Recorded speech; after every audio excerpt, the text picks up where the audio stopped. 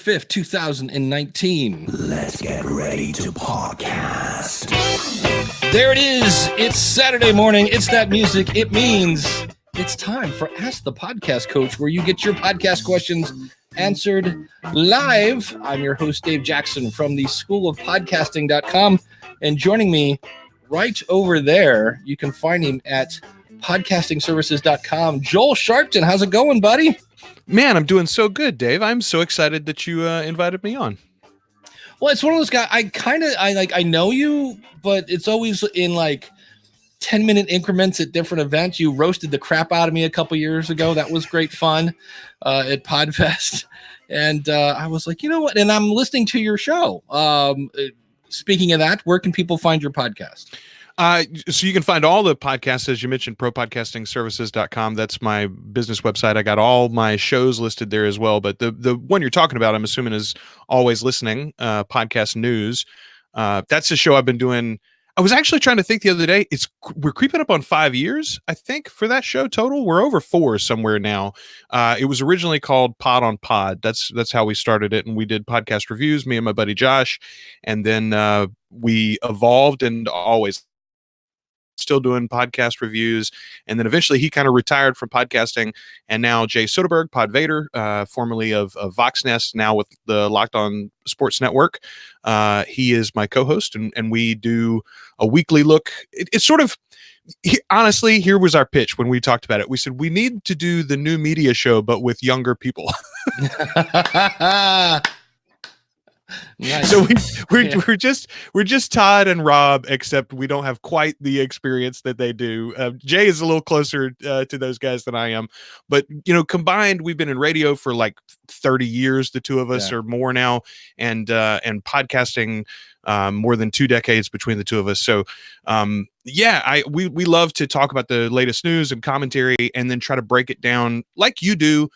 For the real podcaster, like the normal podcaster is probably not going to have a show, is going to get 1 million downloads or start a TV show or whatever. So what can they do with their show? What is possible?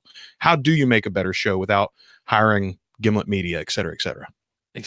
And my staff of 19 people that I thank at the end. That's always my favorite. Yeah. Before we leave, I'd like to thank, and it just keeps going on and on and on. If your editor's editor has an editor, you're not an independent podcaster.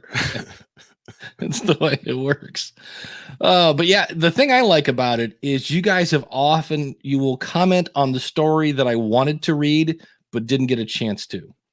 And be like, So Jay, I've got to give the vast majority of the credit to him on this, because honestly, like, I stay so busy with clients most days that it's like at the end of the day, I kind of poke my head up and I'm like, okay, well, what happened today in the podcasting industry? And I kind of read the news. But he's sending me those articles a lot of times, or sharing the articles into our show notes directly. And so there are episodes sometimes where I come and I've only read the headline, and I'm really looking to Jay to explain it to me, to give me the cliff notes. And then I'm like, oh, well, I don't like that, or I do like that, so he's saving me time too on a regular basis. That's very cool. We want to, the first thing I want to let everybody know, I'm going to put a link here in the chat room. And I was so happy to see this, because we're this close. We're this close to Google Podcasts or Google Play Music actually being dead. And I was like, oh, hallelujah. Because what it is, it's basically a link here saying that they're coming up now. Google is with music app, not Google Play Music.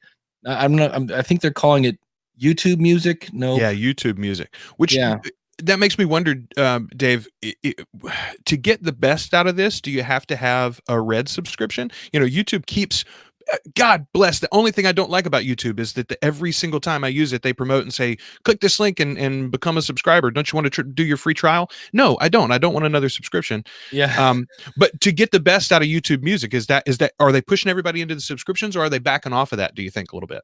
I don't.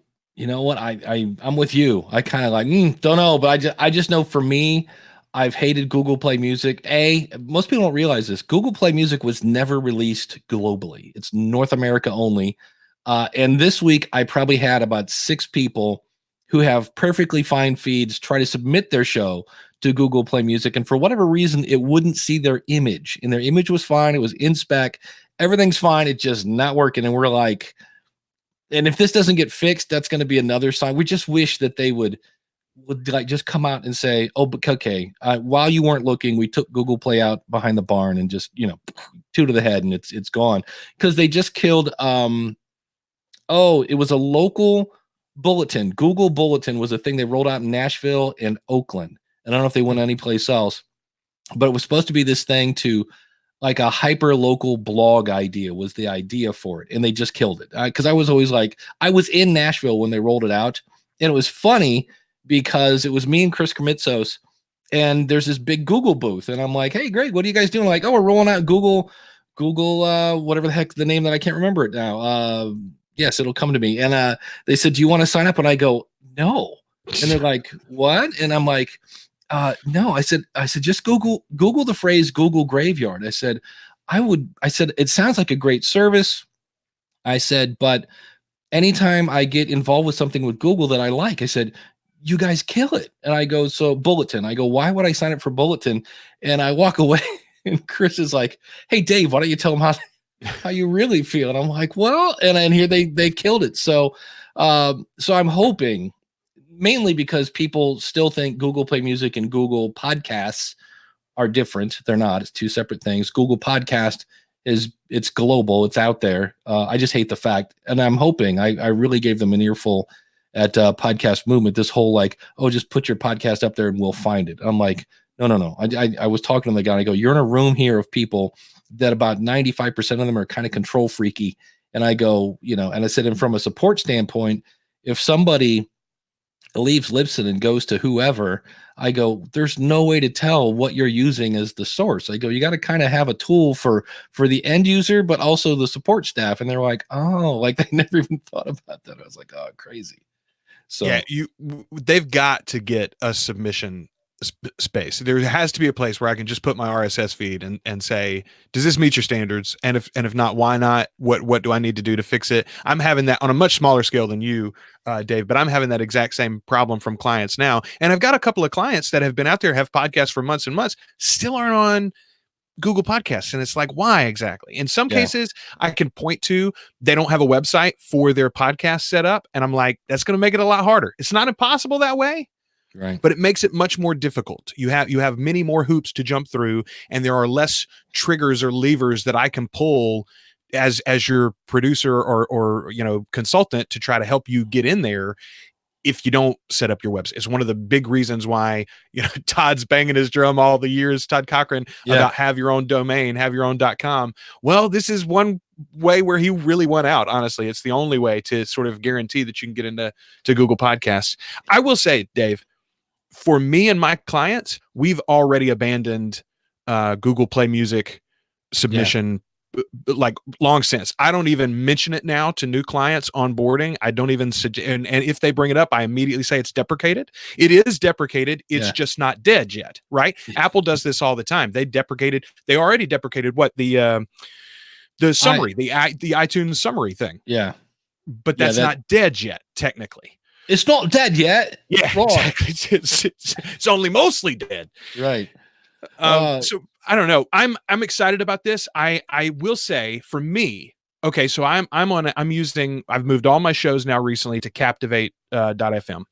And one of the things that they don't have that I'm sort of missing, that Libsyn offers and Spreaker offered and many of the other hosts do, is direct submission to YouTube, automating the video creation and going to your YouTube channel. Now, I didn't love that, the way that Spreaker did it or Libsyn did it. We've talked about how it's lowered value on YouTube. But if YouTube Music is going to be available on everyone's Android device automatically, then Dave, don't I as a podcaster have to have my podcast on my YouTube channel too? That's a great question. You would think, see, this is the thing that always blew me, because I'm always like, who is going to listen to a podcast on a video platform? I know a million old, I say old, they're not old, white guys my age, Dave, sitting at desk jobs. They put their headphones on, they make close the window. maybe even they've got Yeah. it minimized or whatever. I've got a buddy who's one of my best friends. He's in the Corps of Engineers now. Mhm. He says his office is full of it. They're listening to music that way. They're watching movies that way. Something like listening to movies while they're doing other work. That Right. YouTube streaming in the background is one of the primary ways that they're listening to any content, podcasts included. Yeah. Daniel in the chat room says that's assuming YouTube Music would not pull from Google Podcasts. That would be interesting. And I've always said, because I'm right now taking a class from Tim Schmoyer on how to like build a YouTube presence and things like that. And I need to kind of ask him that, because his whole thing is, the bottom line is, you want people to consume your, like, Google wants you to keep people on YouTube. And so if all of a sudden people start listening to 45 seconds and they realize, I think Daniel calls them fake videos, and they bail, YouTube's going to like, okay, let's push that. You know, you can do it, but I've never really looked at the stats. And I always thought, if I was really worried about that, like, I don't want to mess up my channel, I've got a channel going and I don't want to inject audio into it, well, then start a new channel just for your audio stuff. And then, because it is the second biggest search engine out there, you know, people are, like you said, people are listening in the background, and that whole 9 yards. Joel, we do have a game we play here on Ask the Podcast Coach, and that is, where in the world is Jason Bryant? And today, Jason Bryant is in Saturday Night Live. Now, I love that. He's in Tokyo. Jason is from Matt Talk Online, and probably over there doing some sort of announcing of some sort of wrestling thing. And he's always in some sort of Kazakhstan kind of thing for a while. He was there for a couple of weeks and got home long enough apparently to fly back to Tokyo. So Jason, thanks for going on. And then Bangs, have you know anything about this? Bangs Naughty Bits. What do you think about the Facebook EU court decision? I don't know, but I know that Mark Zuckerberg and the one Democratic Elizabeth Warren was saying that she thinks they should break up Facebook, WhatsApp, and Instagram. And he basically said it would suck to sue the government. And my always thing is, that got leaked from a private meeting. And if there's only, unless there's like 60 people in the room, which could very easily be at a Facebook meeting, I'm always like, isn't somebody like going to figure out that, you know, it was Sharon that leaked it? I mean, eventually somebody's going to figure out. I'm like, that's really, somebody doesn't care if they're employed anymore if you're leaking stuff to the news. So, well, I will say this. I thought personally that is the greatest endorsement thus far of Elizabeth Warren when he said her presidency would suck for Facebook. I was like, boy, if she doesn't put that on a banner right away, she's crazy. So here's what I found on this. This is from the New York Times, and I'll put the link in the. For you, if you go, you have to go to YouTube to be in the chat. I think you might be able to put it in the chat here. I'm not sure. Let's see if I can. I don't know how I'm going to get it from. I may just email it to you real quick and let you do it. Anyway, so this says that the Facebook can be forced to delete content worldwide, EU's top court rules. So this is one of the things that has it's been an issue in the States too. It just hasn't pushed very far yet, Dave, because frankly, we don't have a very strong system of regulation for corporations in our country right now, whereas in the EU they do. So let me get this link to you real quick. The idea of the right to privacy being extended to Google and Facebook in particular, this concept of being able to delete your online past has been something that a lot of people have wanted. Governments have suggested should be available, should be, you know, required as a regulatory thing, and apparently the EU has ruled that this is the case. Now, Bangs, hopefully you know more about us than this. The New York Times article is a repeat of the AP. There you go. You say that there's no appeal to this, really? That's settled EU law as the way that this has come out. That's interesting though, because I've always said the internet writes in ink. You know, so when people, you know, when my favorite story is I started a podcast called Building a Better Dave. And for whatever reason, I thought I was going to work a little blue, be a little edgy. So I did a podcast about if Amish people don't have electricity, does that mean there's no Amish porn? And I went into this whole thing about, you know, Zebediah, plow my bean field, and I see your barn is raised, and all this double entendre stuff. And after a while, I had people go, "What are you doing? That's not you." And I was like, okay." So I knocked it off. But then I start dating this woman, and her 16-year-old kid Googles me, and what's the first thing that comes up? Yeah, that's right, Dave Jackson, Amish porn. And I'm like, so you got to be careful with that. The internet writes in ink. Now, granted, I'm stupid. I've left it up all these years because I still think that episode's kind of funny. But I get the point. And there is something coming to California, which is probably going to spread across the U.S. It's CCA. I know Rob Walsh talks about it a lot, and it sounds like basically the whole GDPR, yeah. GDPR, yeah. There's too many acronyms going on for the U.S. So it'll be fun to see what happens with this, and getting rid of your back catalog or just all your back stuff. It's some people don't want that on there. Some people are stupid in their 20s. Well, so to me, I feel like I sit in the middle on this, because on the one hand, boy, Dan Carlin said something at Podcast Movement a couple of years ago. He talked about how he thinks about his podcast, and he wishes he could get them out sooner, but he takes as long as he takes to put out an episode because he thinks about it as carving it into the digital stone. The podcasts are going to outlive him. That is his legacy. And so he wants to make it as good as he can and do the whole thing. Right. So I've been thinking a lot about that, and I frame a lot of what I think about the internet that way. The very first podcast that I did was kind of blue. Now, we weren't talking about Amish porn necessarily, but lots of the episodes are things that would make my mother blush. Let's put it like that. Right. That's me. Yeah. My buddy and I, it was just the two of us goofing off and being who we are behind closed doors, but on the air. And, it built up an audience, a couple hundred people, basically our friends around the globe that were listening and remembering times like we were in college kind of thing. That's fun.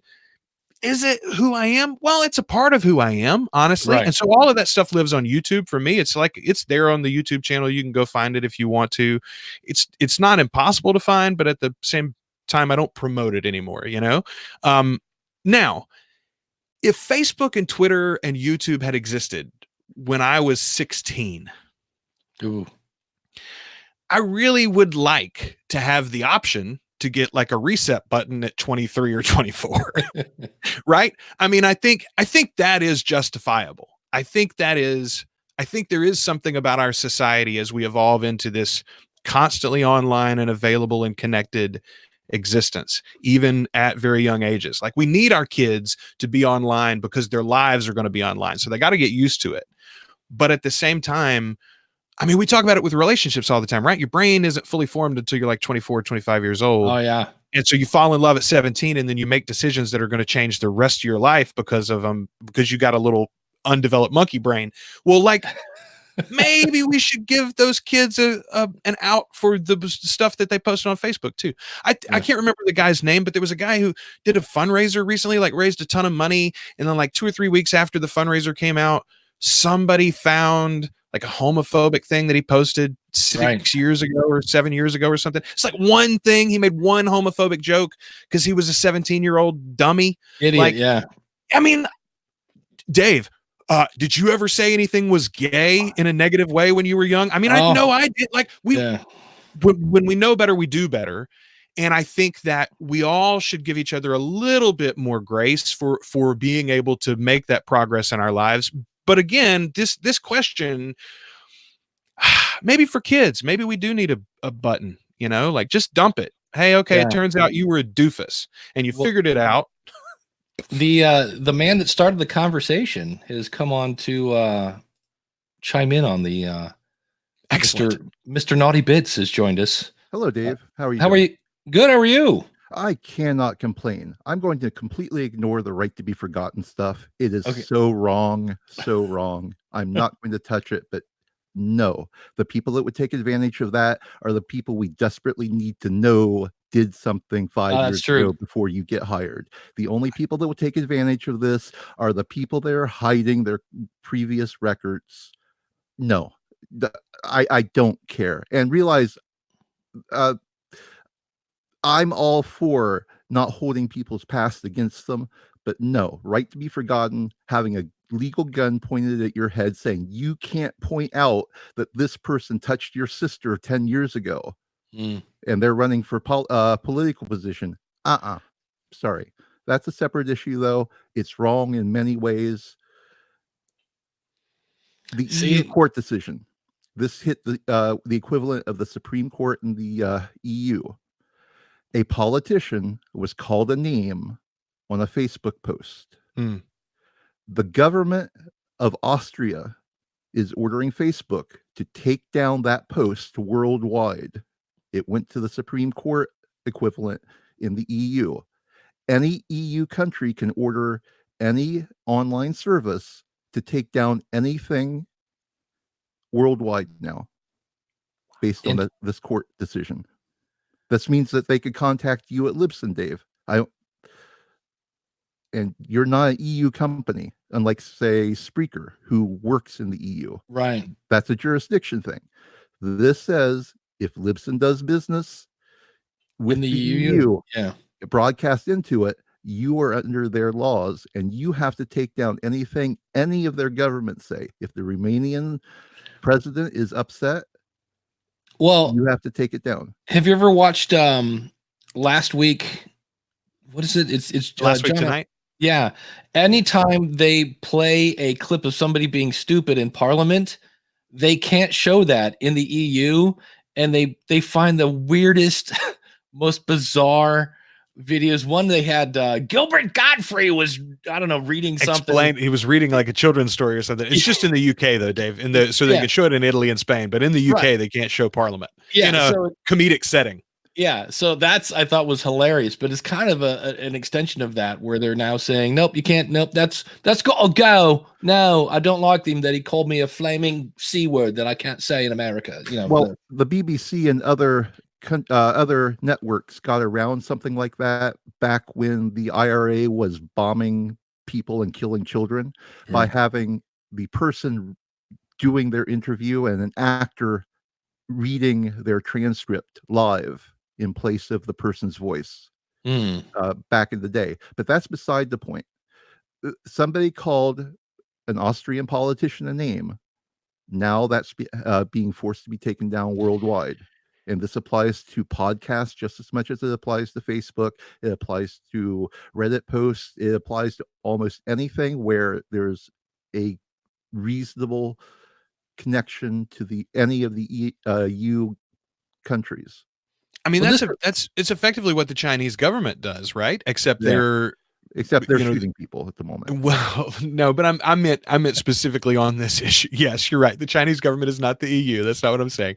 I just, which by the way, you have swayed me significantly on the right to be forgotten. The only people that would take advantage of that are the people you don't want to take advantage of. I will say this, Bang, for my own kids, right? Like I got 4 kids. I've got a 11-year-old, a 10-year-old, and 2 5.5-year-old daughters. None of them are online yet, other than like in my own posts. But we talk all the time about the fact that the things that you do online are forever. Like my kids know that. And we talk about when you say something, when you post something, that lives on and it will get spread beyond just you and your little group. Can I make 2 points on that? Yeah, please. Okay. First of all, did you hear about the dude bro who was on ESPN briefly? He held up a sign, "I'm out of beer money. Here's my Venmo or whatever link." nice. So he got a lot of money. And then he decided to donate it to a children's hospital or something like that. And then I think Anheuser-Busch said they'd match it. They got up to $1 million of donations for this. No. Then a local newspaper reporter started digging into his Twitter, found 2 tweets from however many years ago when he was 16, where he said something naughty. Anheuser-Busch, I think it was Anheuser-Busch, pulled out. They did provide the money, but they disassociated themselves with him. Right. And everything that you can imagine, everybody went after him on Twitter. Yay, a Twitter storm. Who cares? But they pulled out. Then people started looking at the reporter who pulled this on them and found worse stuff in his Twitter feed, Nice. and he got fired. Well, Live by the sword, die by the sword. yeah, Kyle's got a great point. He says if we hold the past against everyone, then we are saying as a society that nobody can change and nobody can make a mistake. That's kind of a point. It's like, you know, I That mean, was point one.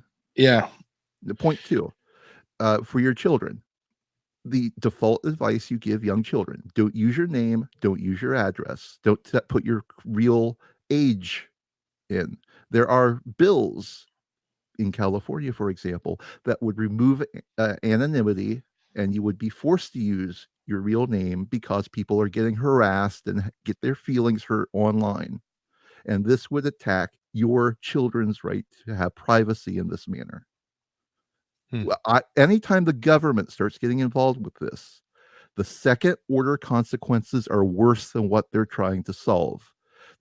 Elizabeth Warren, Ted Cruz, Ted Cruz. well, no. Ted Cruz is on board with this, unfortunately. He's not living up to his libertarian bona fides, such as they are.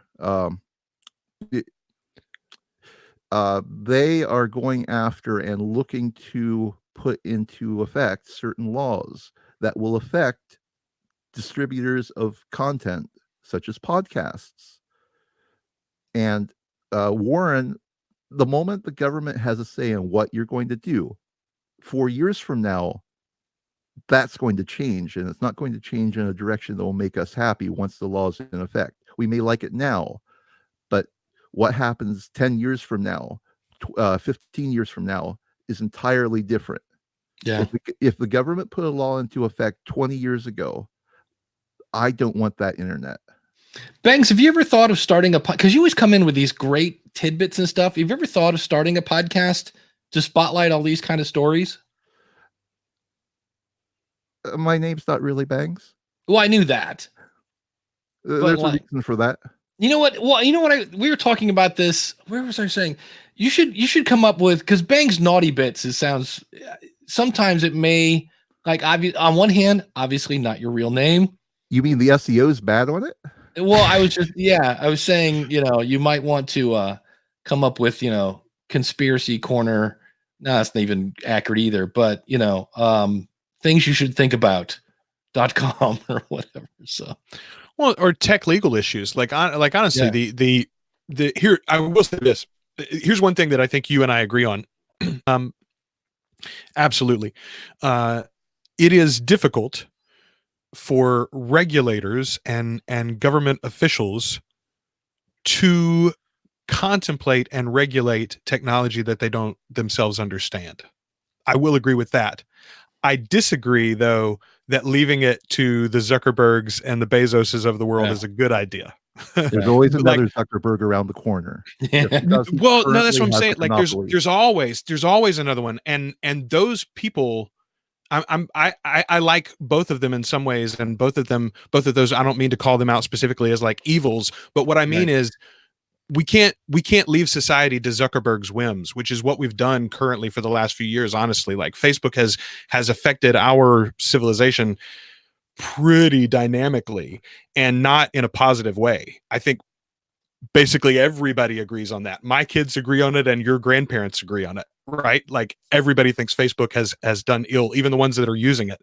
So like we need to do something. But I will agree with you that like having regulators that are clueless on what the technology is and what the implications of it are, getting them to write a blanket law is probably not the answer necessarily as well. You're right. We need smart people involved, like you, sir. That's it. Run for office. Don't start a podcast. Run for office. That's it. We need to do something is not always the best answer. Nothing is often a perfectly acceptable solution. In the Middle Ages, if you went to a doctor, you were more likely to die after the bloodletting and leeches than if you had just sucked it up and suffered with the plague at home. You guys know that? I don't know if this is true or not. I heard it on a historian podcast. But President Lincoln actually died because the doctor that came like spit on his finger and stuck it in the hole where the bullet went. No, that's more likely Garfield. Yeah, I was going to say that was Garfield that died of the infection. They rooted around in Garfield for like 3 days trying to get the bullet. Yeah, and they said that's basically what he died from. And I was like, well, that's kind of interesting. So no, you could weigh Lincoln and see that there was a physical difference in how much he weighed before and after the shooting. I was going to say, I don't think there was, Garfield lingered for a month before he died. Good Lord. Wow. That's a fun way to go. And Holy- if you had been left alone, a little bit of hot water, keep everything nice and antiseptic. Yeah, It wasn't a thing at the time, right. or it was Uh, just becoming a thing. See, that's what we need. We need the Facebook antiseptic, Dave. That's it. Exactly. But nobody's using Facebook in the younger generation. No, I No. called that years ago. I But said, those It's those going to same go away, problems just though. like Those sa- MySpace, just like Friendster. You want to solve the problem you see now, but by the time you get around to solving it, you're only going to be adding regulations that the incumbent providers like Facebook will be able to handle because they're large, and the up and comers will have to deal with, and they can't because they're small. By Mm. putting in more regulation, you're only going to prevent other companies from coming in and filling the void that you see needing to be filled. How about regulating Facebook from buying that next company? Can we do that? Is that allowed? yeah, that would be nice. Because I mean, that's the other problem, right? Is that sure we've got this innovation.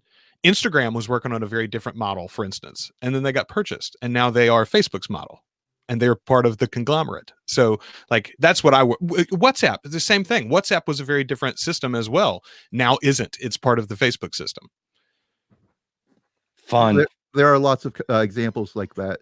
The person who did the VR goggles that Facebook bought, which is eluding me what it's called. Oculus. Thank you. The Oculus Rift stuff.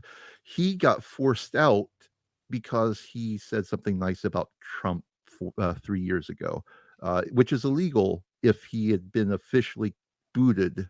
He was forced out as opposed to being actually fired from his position. So it's slightly different.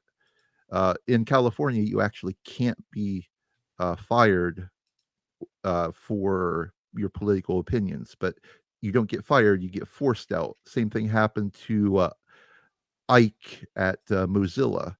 He was one of the engineers that was driving it, and now he's been kicked out because he donated money to somebody at some point.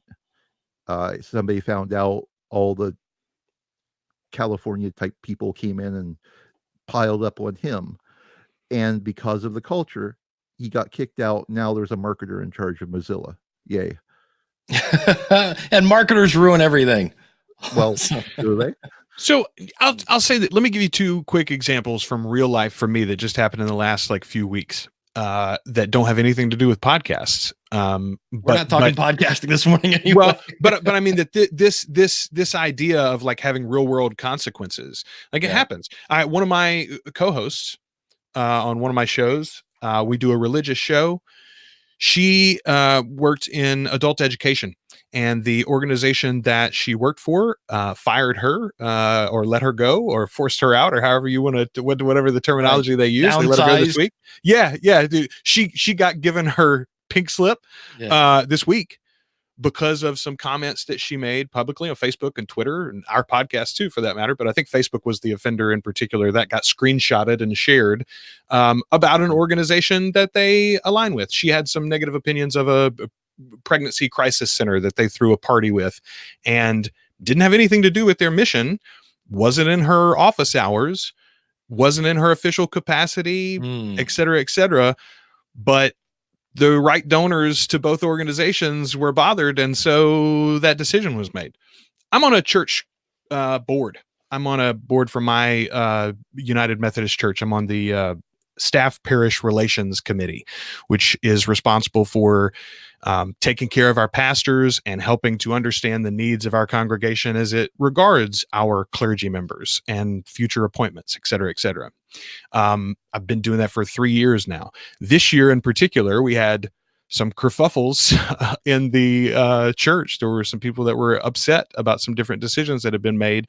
And I got a bunch of my Facebook and Twitter posts trolled, pulled out of context, and sent to the pastor and several other members of the church. Hey, is this the kind of person that we want on a church committee?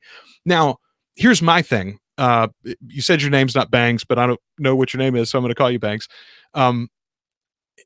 I'm not ashamed of the things that I said, right? I am proud of the way that I live my life. I do constantly every day try to do better than I did yesterday. But I am also happy to own what I do in public.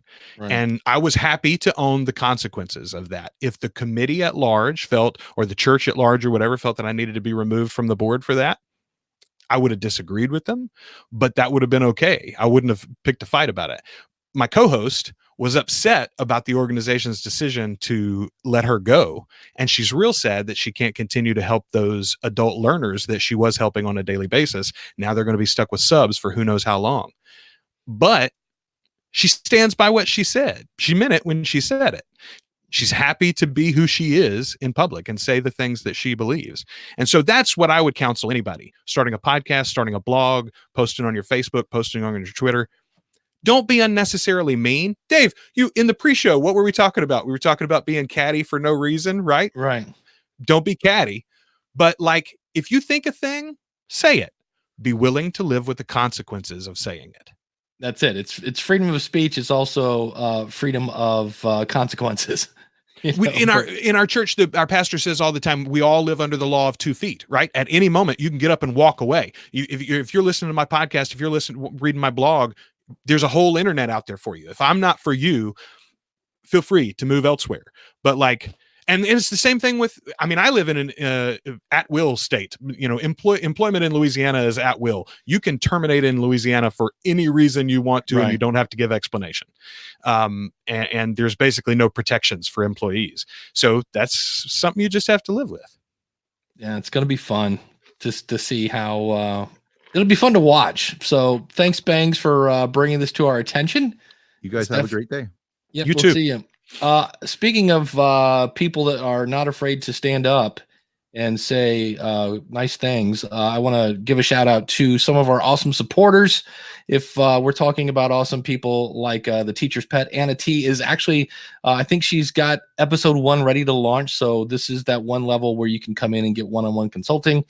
But our awesome $20 supporters, we're talking like Jim Harrell. Oh, I forgot the awesome supporter music. We have awesome supporter music, Joel. That's right. That is classy. People like Jim Harold from Podlords, Greg from debtshepherd.com, where he teaches financial wellness, Glenn the Geek Hebert over at horseradionetwork.com, Josh Rivers from podcastingexperiments.com, who I've been talking about how he's doing local podcasting. He finally came out with the first episode of that season, so if you want to check that out.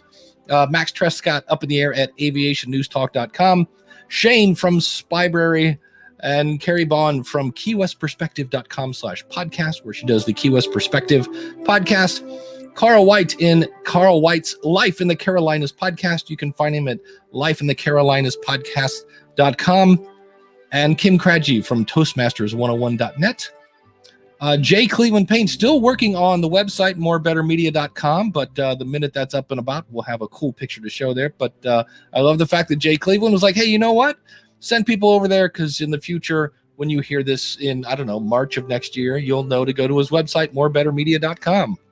And we'll thank the other people here later on the show, but wanted to say a big shout out to all of our awesome supporters. And how much time? Oh, I have 15 seconds. This is awesome. If you would like to be an awesome supporter, all you have to do is go to askthepodcastcoach.com/awesome. Look at that. Oh, even with a little symbol ting at the end. I love it. It's what we call hitting the post. That's it. Hit it and quit it. Yeah. So we did have more questions. And since Joel, you are a big editing guy. Well, first of all, what's your weapon of choice when you edit podcasts? So I'm a weirdo. I am such a weirdo. And as a matter of fact, Dave, you and I are going to be part of this Podcasters Toolkit the webinar is on Monday. Everybody check out the social and watch for it. I'm going to do like a brief demonstration in my webinar. Mine's at, I think, 9:30 Central Time. I'm going to do a brief demonstration of how quickly I edit podcasts, or can edit podcasts if you're doing a simple edit, a mix really, with the iPad. I use an iPad Pro, the 12.9 inch. Yep. I use an app called Ferrite Recording Studio. Yeah. It's by a developer named Wooji. He's wonderful, an independent, one guy, solo guy. He's got a handful of apps. They're all based around sound. He started, interestingly enough, the first one was called Hokusai, and it was an app that was kind of purpose built to create music for games. That was his idea, to create music and sound effects for games, for mobile games. And he was an avid podcast listener. He listened in particular to a lot of shows with Jason Snell and the Relay.fm guys, which, by the way, kudos to them for their huge fundraising for St. Jude. They raised over 300 grand in the month of September for St. Jude. Nice. Dave. It was the first, this is a good story for you in the future, by the way. They had the first official podcast partnership with St. Jude. St. Jude's done the radiothon for years with radio stations. Now they have the framework with Relay.fm for a podcast fundraiser. And I would be very surprised if in the next year or two, they don't roll that out where anybody can submit and say, hey, we want to do a St. Jude fundraiser with our podcast. They're very, very successful this year for them. Anyway, he listened to these podcasts with Jason and the Relay.fm guys and a lot of Apple aficionados. And all of them were in love with the iPad. And they talked about how, man, I really wish I could do Skype calls and record, both sides on my iPad, and when I'm traveling, I wouldn't have to take my MacBook with me just to do podcasts, or man, I wish Logic Pro worked on the iPad so that I could edit podcasts on the go. And so he reached out to Jason in particular and said, hey, what features would you want in a podcast editing, app for your iPad and phone? And so that's where it came. Mono. No, it's Bang says, is it only mono? It can support multi-channel input. Not only input, you can now, in the current version of it, Ferrite supports multi-channel recording.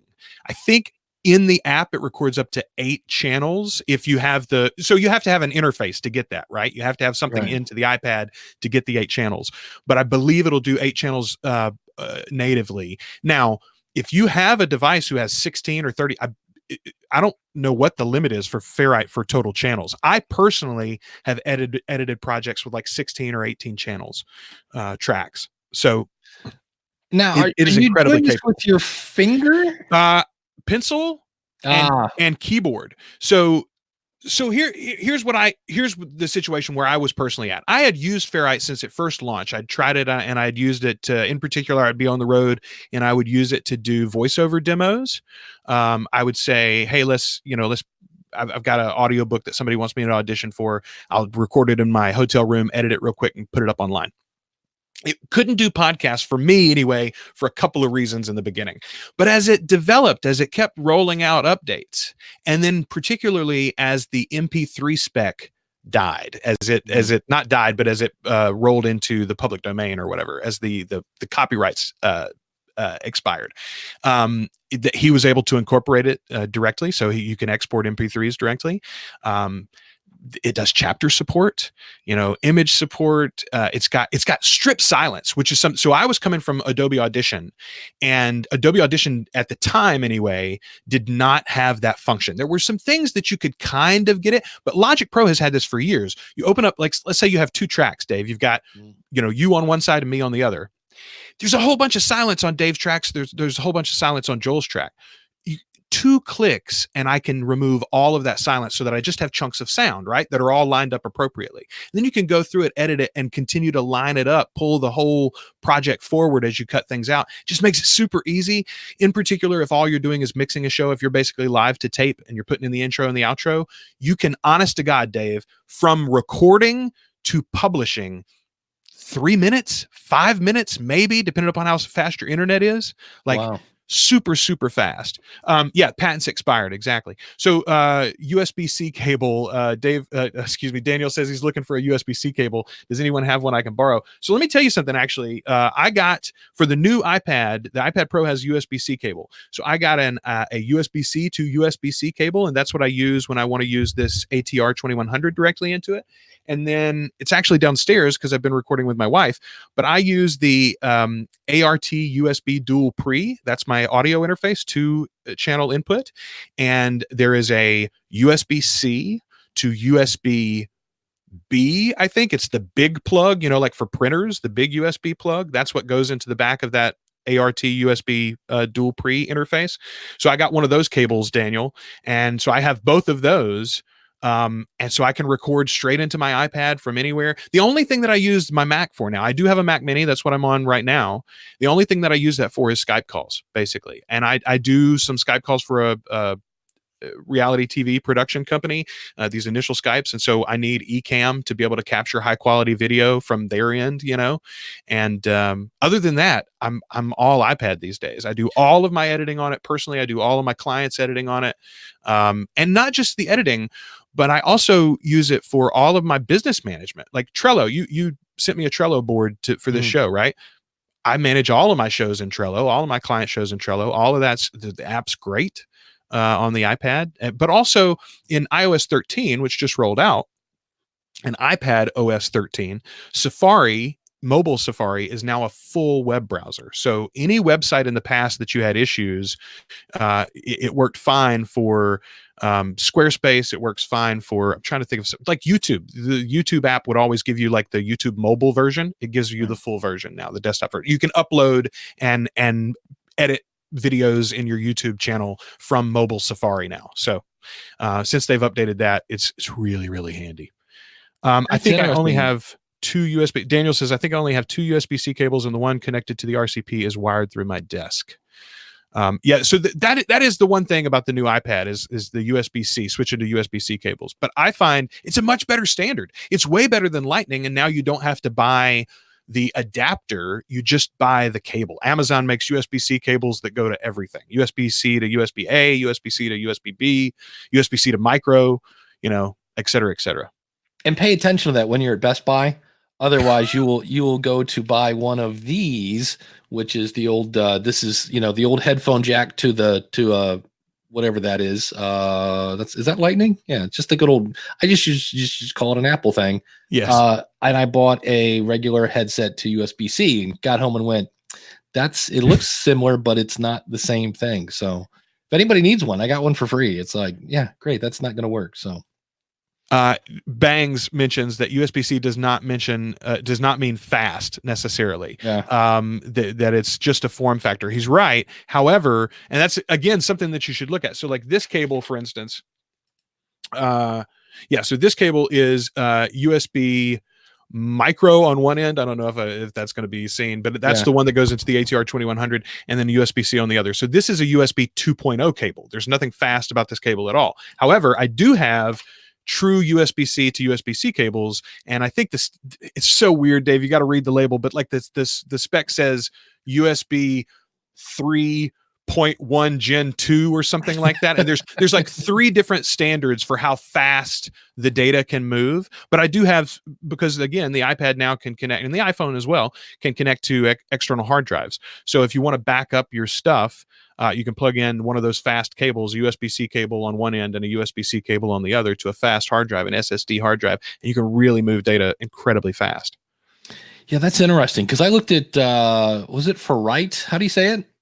It's not Ferrite. What's the name? Ferrite. Ferrite. I looked at it once, was like, oh, this looks kind of neat. I just tried to picture myself with my fingers trying to edit out an and I was like, that's going to be ridiculous. So you'd be surprised. Before you get very adept at it. And what I found was, I have a let me see if I have it handy. Yeah, I do actually. Okay, so I used this for a while.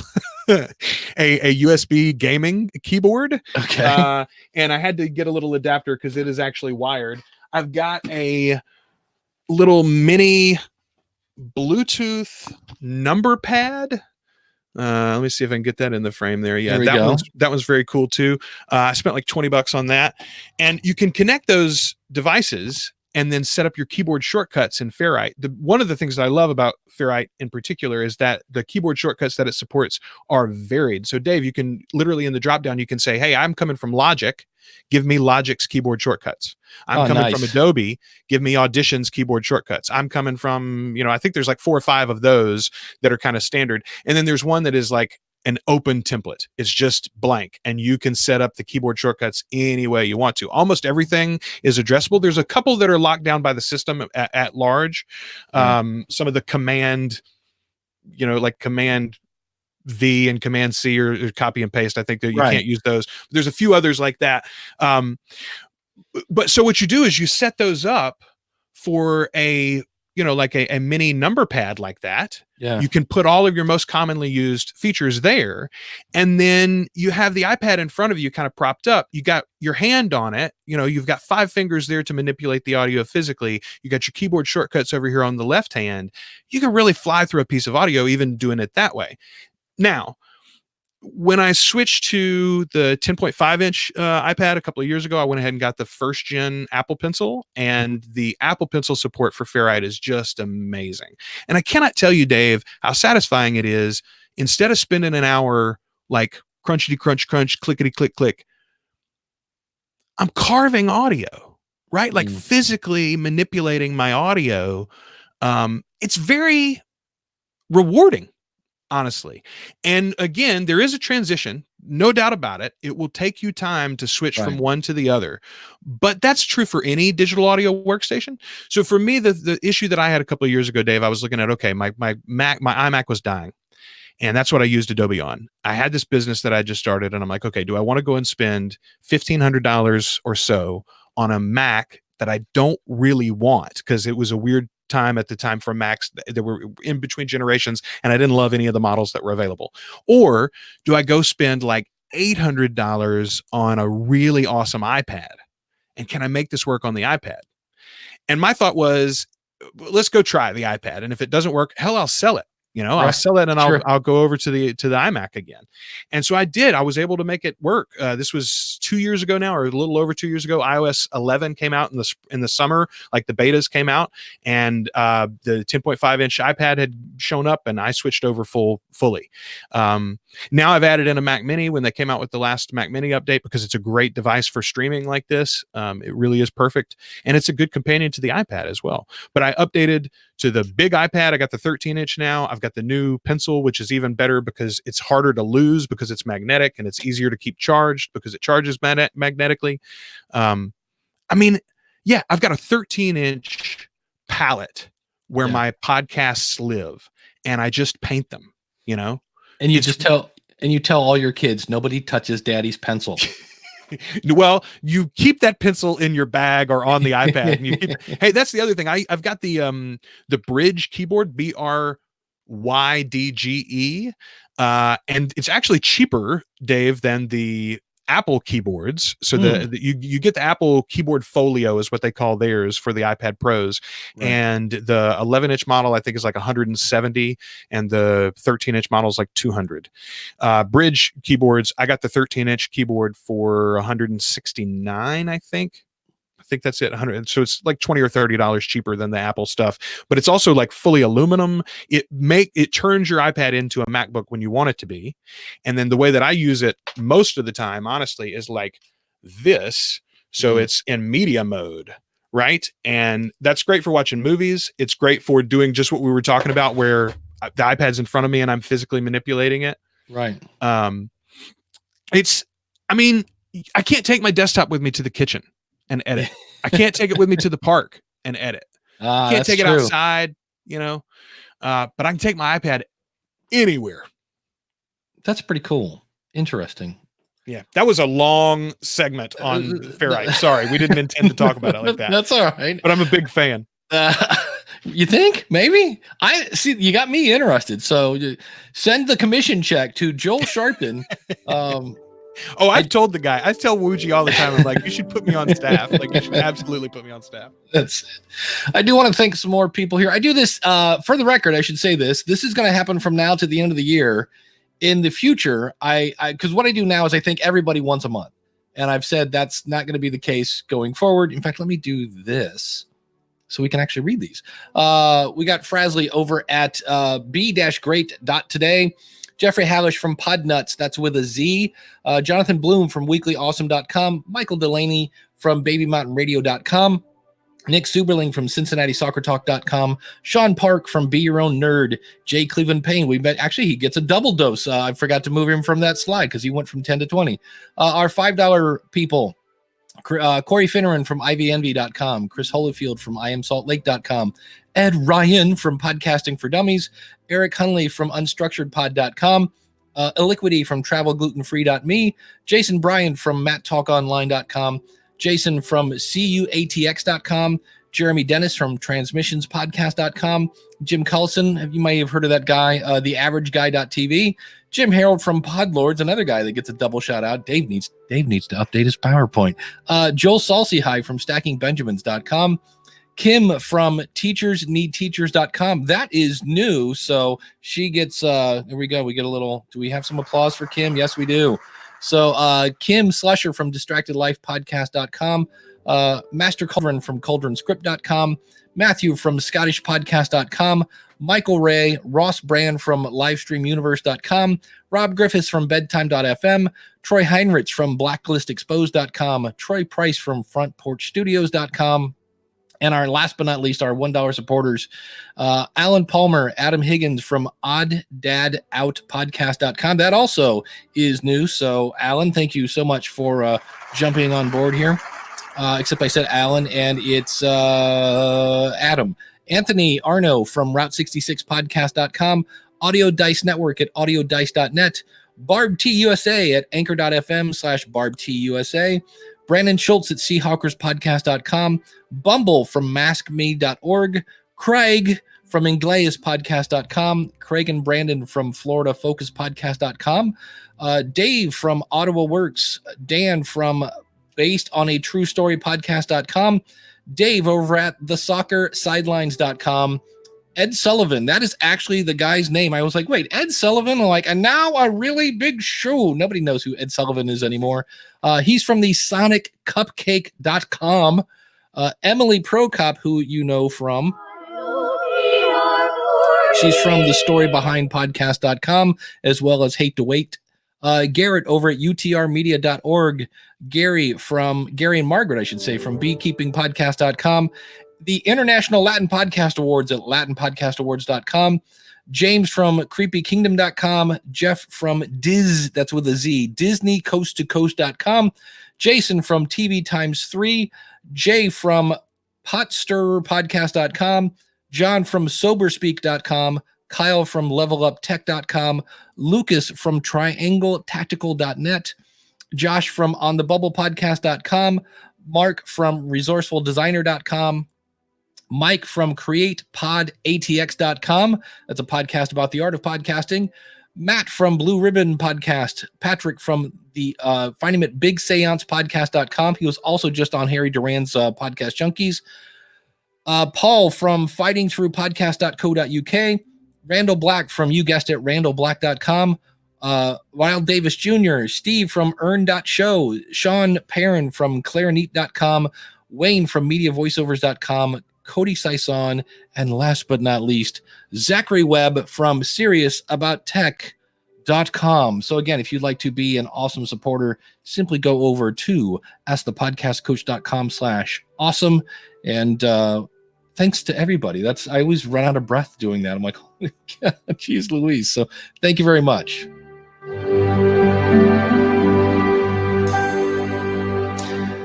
And now it's time for me to do this. Holy cow. It's like, and that's the end of the show. Joel, tell everybody where they can find your podcast and that whole 9 yards. Yeah, the one that you're probably most interested in is Always Listening. My website, propodcastingservices.com there. But Always Listening podcast news comes out every Wednesday morning. Jay Soderberg, Pod Vader, and I talk about the news of the week with the podcast industry and give you a little commentary and some advice on how to make your show even better. Yeah, I give it a thumbs up. If this was Siegel, that's one of them. I'm like, oh, cool. That's one of those where you look down and you're like, maybe.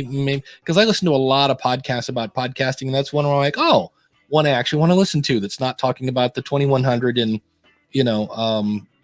knowing your audience or whatever. So here's what's funny, Dave. A couple of years ago, actually, maybe when I roasted you, I can't remember now specifically when, but Always Listening had been in hiatus. Josh, my former co-host, wasn't recording with me anymore, and I didn't know what to do with the show.